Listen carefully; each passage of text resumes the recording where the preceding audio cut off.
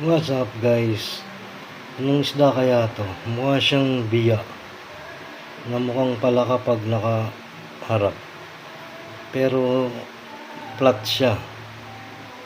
Ayan o, flat. Para siyang napakan na biya. Tapos yung buntot niya ganyan. May yellow, puti, black, brown. Tapos matulis yung kanyang likuran. May mga tulis sa kanyang likuran. Tapos pati sa kanyang tagiliran may matulis din. So pa-comment down below guys kung anong tawag sa inyo ng isdang to. Ayan. Ano kayang isda to guys? So pa-comment down below. Thank you for watching. Alright.